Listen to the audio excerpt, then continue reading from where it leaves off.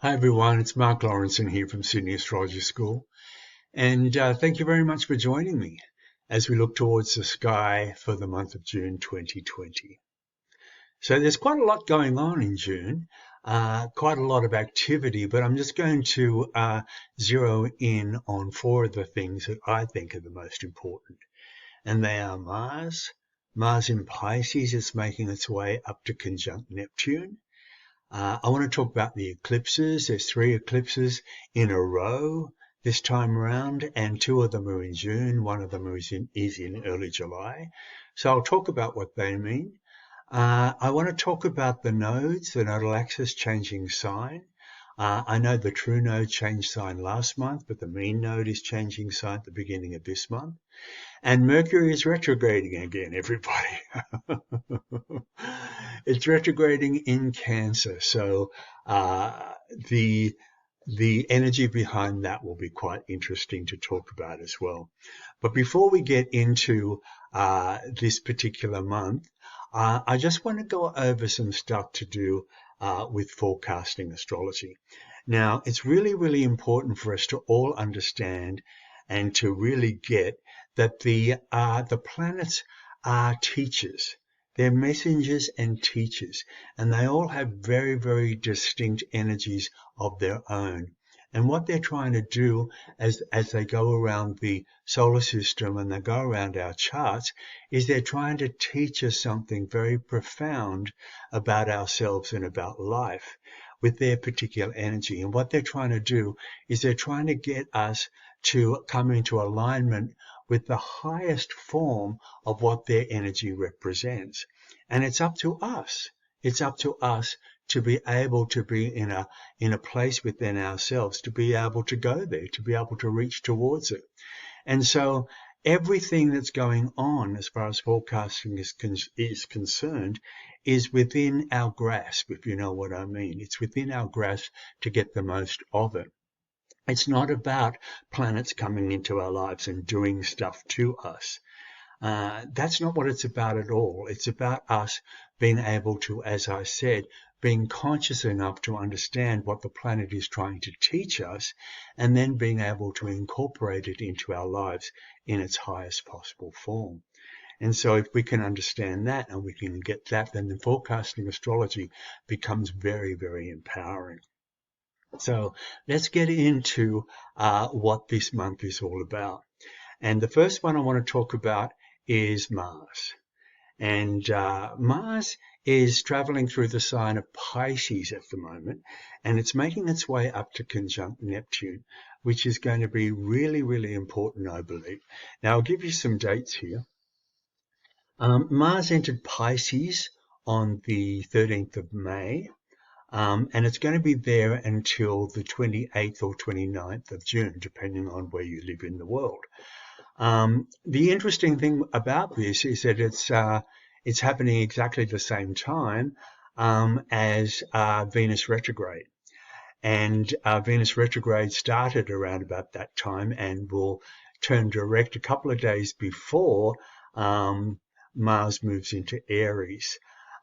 Which is super interesting, isn't it, how these two energies have aligned in their own way. Now, I'm not going to be talking about the Venus retrograde because if you're interested in that, I did do a YouTube clip that you can see on the Sydney Astrology School YouTube channel where I talk about Venus retrograde. Also, in last month's Sky Report, you can actually see it on Nadia Shah's site where I talk about Venus retrograde in that as well. So I'm going to just concentrate on Mars this time around, and Mars is in Pisces, and so this is an interesting combination, Mars in Pisces, because Mars, as we know, Mars is a very active, very assertive, very strong, very brave, out there, independent kind of energy in a very soul-centered, very sensitive, very internal sign. So we've already got an understanding of two very, very different energies blending together here. Now, it's making its way up to Neptune, of course, which is Pisces planet. And so this is only going to intensify the Neptune vibration and the Neptune feeling. And so we have to understand in a way that what Mars is trying to do, Mars is about, as I said, is the warrior energy. It's the warrior energy in us all. And I don't want to make it sound aggressive, but it is that part of us that wants to get out there and be challenged and face a foe of some sort and win. You know, Mars is all about winning. And so as it's in Pisces and as it's making its way up to Neptune, there's a feeling of Mars taking a dive down into the depths of the fathomless ocean kind of thing. And the fathomless ocean is the depths of us. It's the deepest areas of us on what I would call a soul level. And so Mars is going to have to be as brave and as courageous as possible over the first few weeks of June to swim down into this particular area and be able to locate what is going on down there. Now, Neptune is that part of us that's connected to soul, that's connected to spirit. It's that part of us that knows why we're here. It's that part of us that's connected to our calling, so to speak. So it's a very, very sensitive part of us. It's a very vulnerable part of us. But it's also has no boundary, if you know what I mean. Neptune has no boundary whatsoever. And so there's a feeling of being able to open up on that level of our soul, or our deepest feelings, or our compassion, or our intuition, or our insight, all those kind of things that need to be activated, because that's what Mars is all about.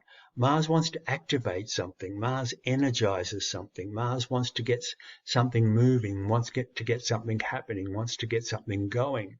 And so it's so interesting, because in the first few weeks of this particular month, we might feel an urge to have our dreams realized. There might be a part of us that gets I want to say agitated, only because Mars can do that. Mars can kind of go down there and whip something up.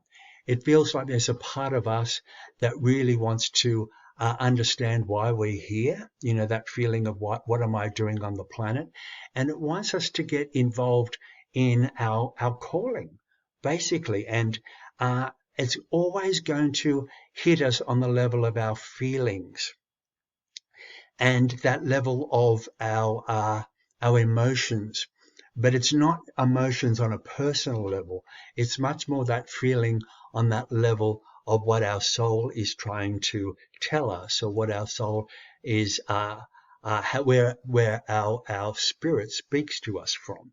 And so there's a feeling now of being able to, in a way, as I said, this boundaryless energy has this feeling of trying to open up to possibilities, or trying to open up to a wider version of hope. You know what's going on with us all now, where we're all just trying to survive, basically. You know, we're all just trying to keep our heads above water, you know, that kind of thing. What's happening now is that this feeling of being able to see beyond that, be able to actually see what life is truly all about, beyond just trying to make ends meet, or just beyond trying to keep our bank balance in some kind of working order. There's a feeling of being, something's happening to us with the Mars energy to be brave enough to go into that place that actually sees everything, when I say with clarity, is with some kind of spiritual clarity, where you actually kind of see that life is much, much more important. It's much bigger. It has much more meaning to it than just trying to struggle and just trying to stay alive. Now, Mars, as I said, wants to activate things. It wants to get things going. So maybe at this period of time, you might be getting into stuff that you love to do. Mars in Pisces, you know, a feeling of maybe creativity or maybe artistry or maybe a feeling of play or, as I said, dreams or fantasy, you know, all that kind of stuff where you just allow yourself to drift off or let yourself go. There's a feeling now of being wanting to put something, all those feelings, all those the sensitive part of your nature into some kind of active working order. Now, this can happen in lots of ways. I think a really good way of being able to do this would be do some kind of active meditation. And when I say active meditation, I mean exercise is active meditation. Lots of people who bike or run or do any kind of sport where they're what those mind, body, spirit kind of active meditative sports. I find that if people started to get involved in that in their own way through June, I think there's something in that that might trigger things in them in a way where something might open up to them. There might be a sign that comes to them. They might feel on a certain level, one of those deep spiritual aha moments might happen during that period of time where something clicks for you, and all of a sudden a particular area that you didn't know about, or a particular area that you've been holding down, or a particular area that you've numbed yourself to, all of a sudden becomes alive, all of a sudden becomes something that I can do something with. This is Mars. This is Mars energy, you know, Mars energy that wants to get out into the world and, as I said, activate something, put energy into something, make something happen. But it has to go into the deepest areas of us to locate who we are and what we love and what we're doing here first before it can actually really feel like it's got somewhere to go.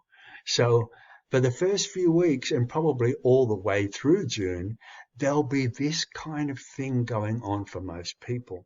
Now, if you are a mutable sign, or if you've got lots of planets in mutable signs are Pisces, Virgo, Sagittarius, and Gemini, you probably will feel this stronger.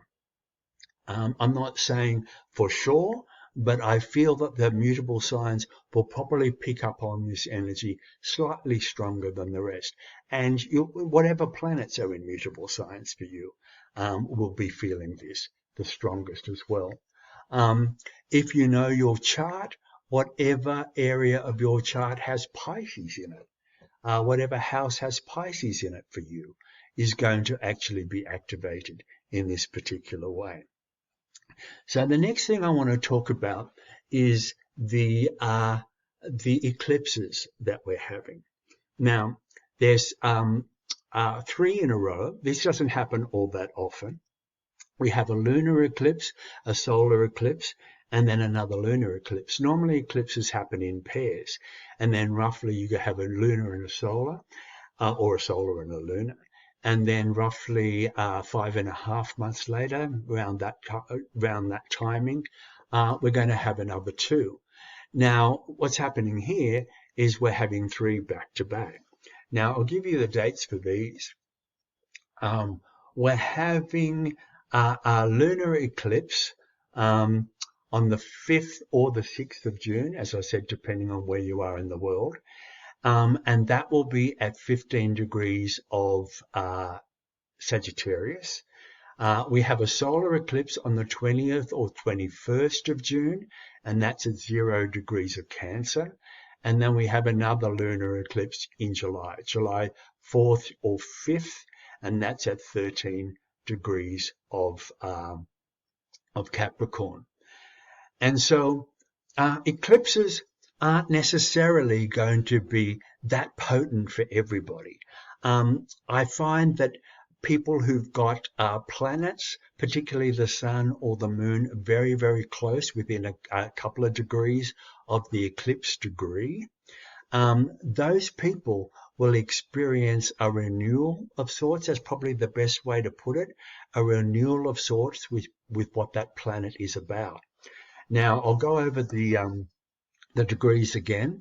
If you've got a planet anywhere near 15 degrees of Sagittarius, or 0 degrees of Cancer, or 13 degrees of Capricorn, they're going to be hit by the eclipses. And as I said, there is something about an eclipse that tends to want to close down a particular area and reopen something very new again. And so a renewal is a really good way to put it. And the eclipse actually goes right over the whole year. It's not just at that particular time. The eclipse can last for quite a long time, but you will notice that year can be quite eventful with new things coming into your life. Now, of course, if you know your chart again, have a look at what houses that they're in, because that's going to give you an understanding of where something new might come in as well. So for the very first one, it's interesting. The first one that's happening at the beginning of June, the 5th or the 6th of June, which is happening at 15 degrees of Sagittarius, it is squaring Mars. It is squaring at the Mars that we just talked about. And so here, with this particular eclipse, there is going to be something about being brave enough to go from the Sagittarian energy and be able to understand things on that level again, on a bigger picture understanding of things, because Sagittarius is always out there trying to quest for the meaning in life. In some way, it's questing for faith, it's questing for what it believes in, it's questing for its principles, it's questing for its ethics. And so there's the Mars energy in Pisces, which is trying to, in its own way, it's trying to be brave enough to go there on the level of what do you stand for in life? What do you believe in life? What is it in this particular lifetime that you feel on a certain level is purposeful for you? And with that, with that in mind, now everybody is going to have this eclipse in their chart somewhere.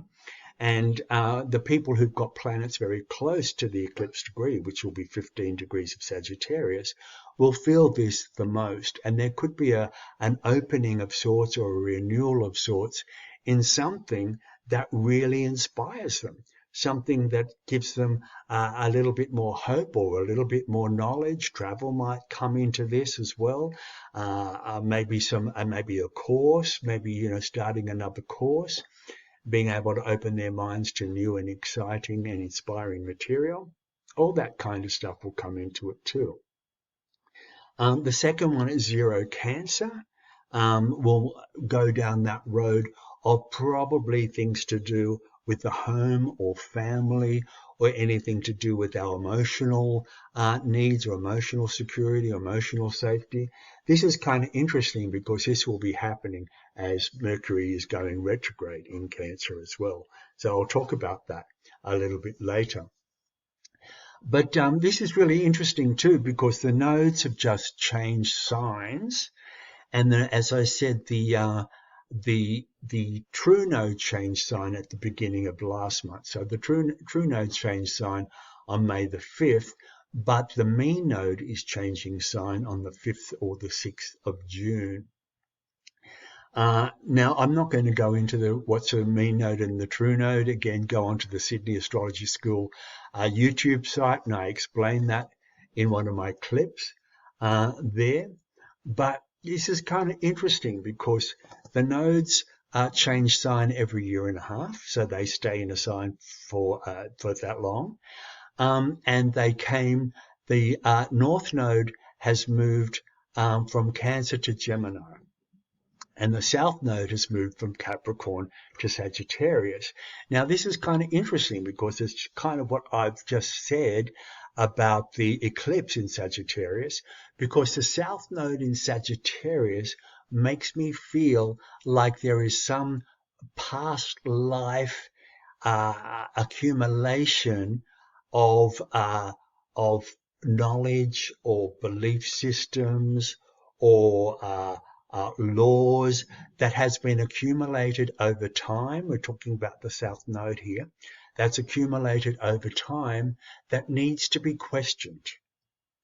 That needs to be, people need to start to wonder why. And that's Gemini, isn't it? That's the North Node in Gemini. And so the South Node is bringing in maybe old traditional views, maybe views that have been handed down throughout time. Religious ones could come into it, all this kind of stuff.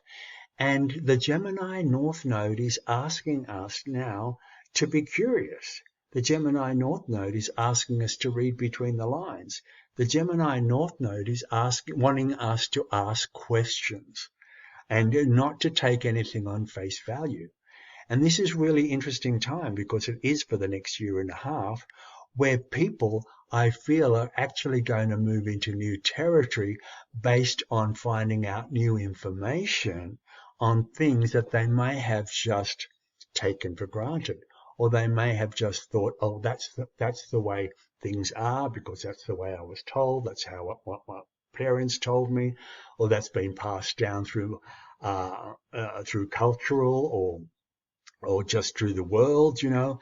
And there's something about me needing now to think past that or think beyond that or think through that or actually start to go, that doesn't make sense to me anymore. Now, this is a really important time.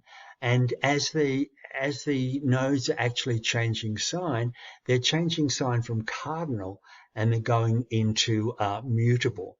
And so the mutable has a kind of a little bit more of a versatile, adaptable kind of energy. So things start to loosen up in mutable. So you'll start to feel a little bit, I don't want to say restless, but I do want to actually say that things aren't going to sit well with people over the next year and a half. They're going to want answers to a lot of stuff that's going on, basically. And you'll notice this quite a lot in June because this is a time when they're changing sign. And so a lot of us are going to actually start to sit up and go, what is actually going on here? I want people to give me the answers to my questions. So it's an important time. It's a really, really important time. You might be actually feeling this a lot already. It could be a good time for people actually to start learning.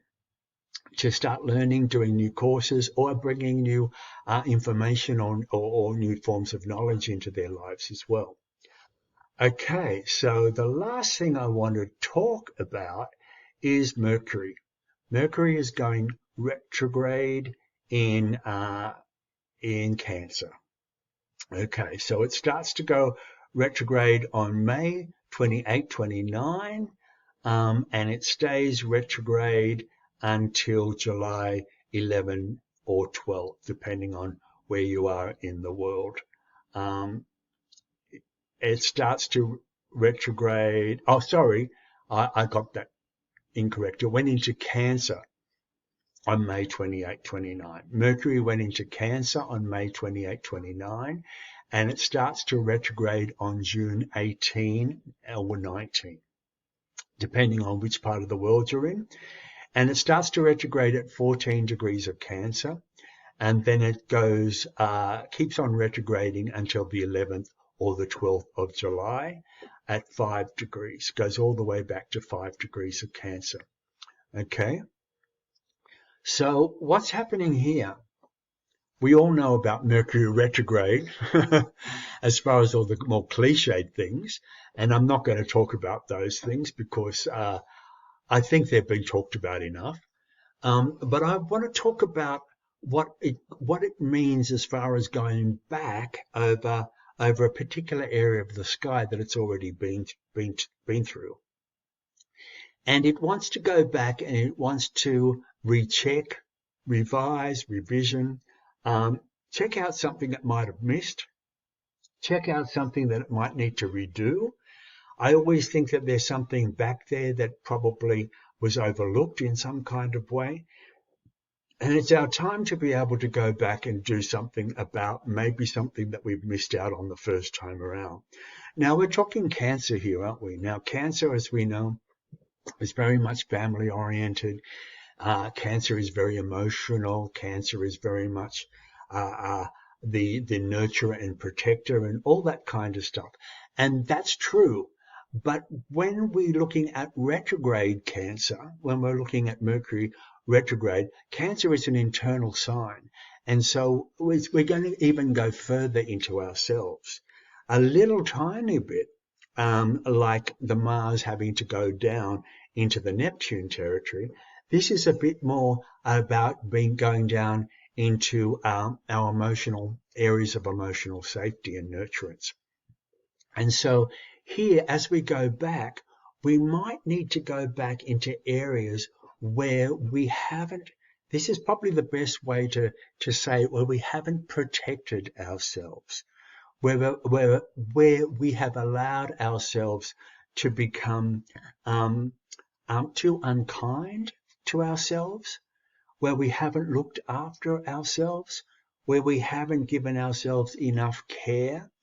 You know, sometimes we go through a particular situation or a particular experience, and it might have been for somebody else, or you might have had to sacrifice something because of a particular issue, or you might have allowed yourself to take the rough end of a situation.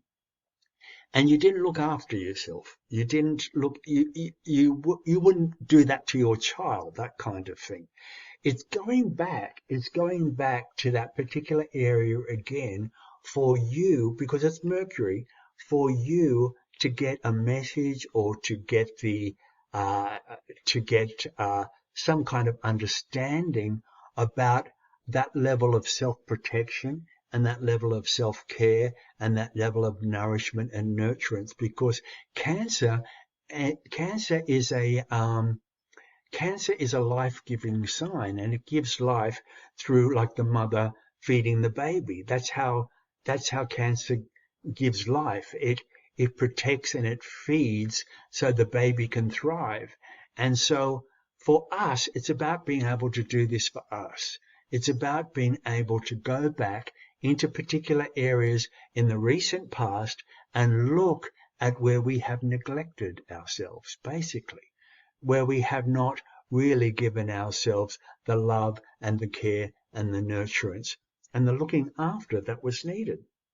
And so this could be a nice time for you. You know, this could be a really nice time to be able to start to pamper yourself, or to actually give yourself a little bit of nourishment, a little bit of food. When I say food, it could be real food, but you know what I mean? It's like the water to our plants, that kind of thing. Be able to re-nourish ourselves in a way so we can actually get emotionally back on our feet, and so we can feel okay again, so we can feel loved and cared for again. And it's up to us to be able to do that to ourselves. And so this is what's happening to us in June. It's kind of I would say it's a very deep month, isn't it? It's a month of being able to go more internal than anything else. It's a month to be able to understand ourselves on that level of soul and spirit and caring, and be able to be conscious of being our own healers. Our own healers is a good way of putting it. And then, of course, everything that we need to incorporate or integrate, we now need to be able to share with other people, because really, when it all boils down, that's what it's all about. Now, remember, everybody, the planets won't make you do anything. You know, the choice is always in your hands, and they're going to give you the wave for you to ride, but how you surf it is going to be totally up to you.